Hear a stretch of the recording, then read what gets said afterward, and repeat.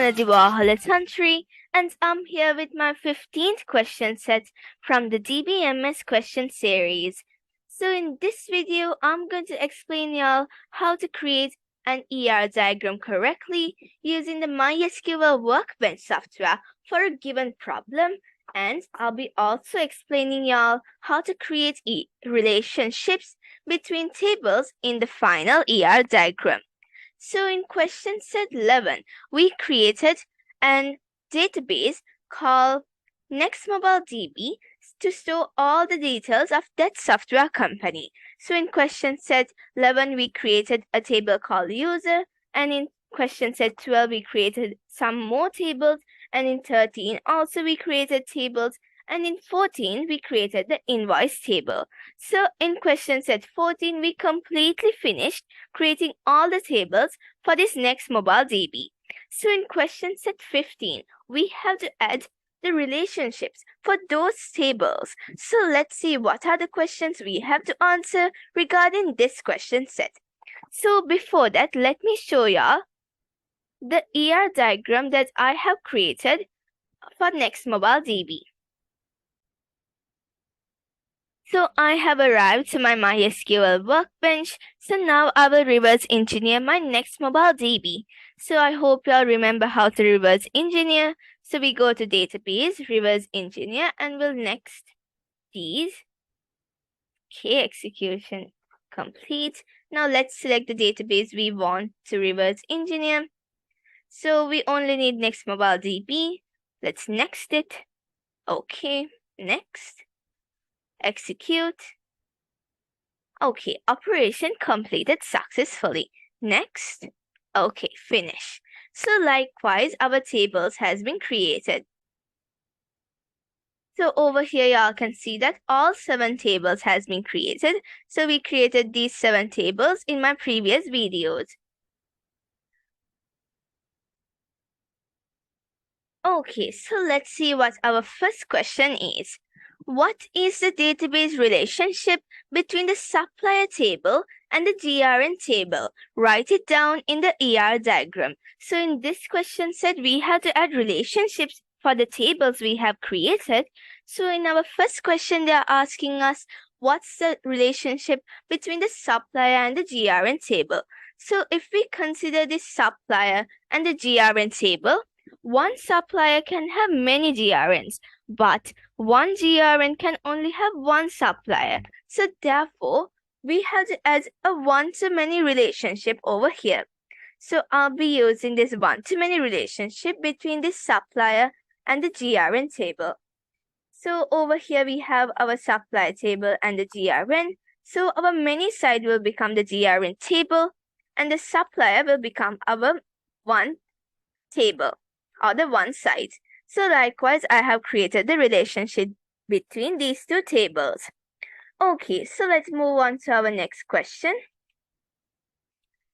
What is the database relationship between the GRN table and the product table? So what is the relationship between this GRN table and the product table?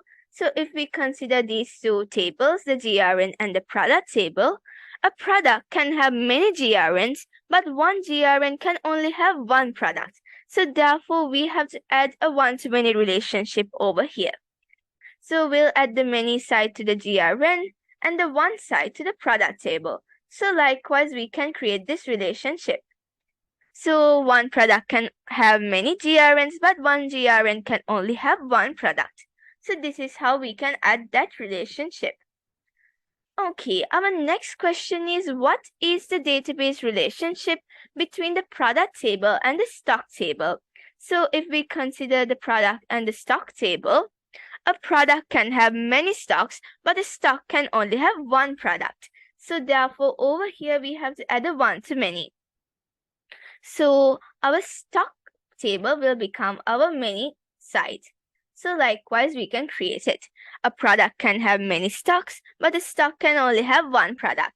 So y'all might be confused with why stock is the many side. So if we consider Adidas, so Adidas have a lot of products. So if we consider Adidas badminton shoes, so that's one product. So one product can only have So one product can have many stocks, but a stock can only have one product. So therefore, we can consider that and create this relationship.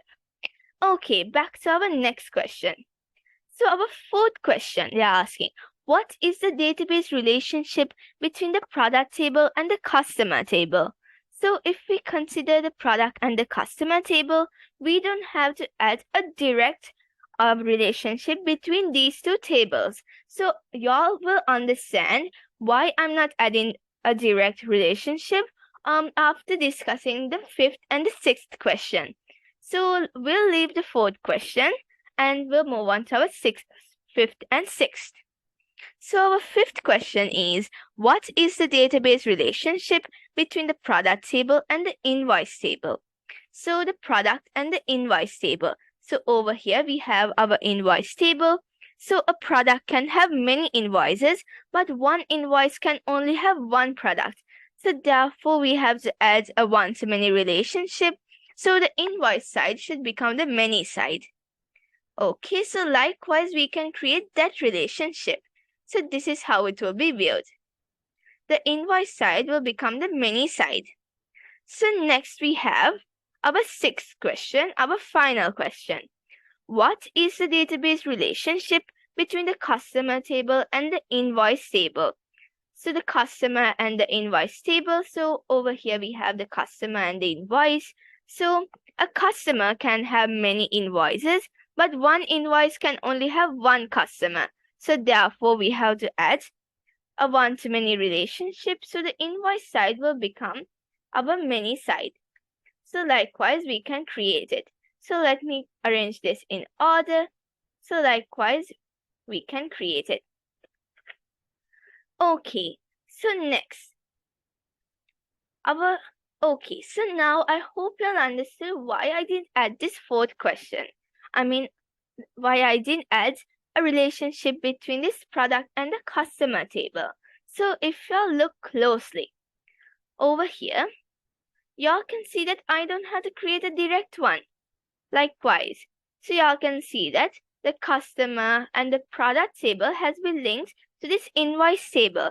So therefore, we don't have to add a direct one. So y'all can see that it has been automatically created because we have added this invoice table. But if you are a bit curious and didn't understand, we can add a one-to-many relationship. So we can add a one-to-many relationship likewise. A customer can have many products, but a product can only have one customer. So a customer can have many products, but a product can only have one customer. So therefore, we can add the product as the many side and the customer as the one side. So likewise, we can create it. Okay. So, oh yes, this should come to the other side. No. Okay. So now we can create it likewise. So this is how we have added the relationships in this ER diagram. So I hope you all understood what I explained. So thank you everyone for watching. I really appreciate it. So before y'all go, I'm going to synchronize this ER diagram. So synchronize the model. So next, and next mobile DB, next, and next. Execute. Close. Okay, so it has been synchronized. So thank you everyone for watching. I really appreciate it. So I'll be back with a new video. So until then, have a nice day and bye.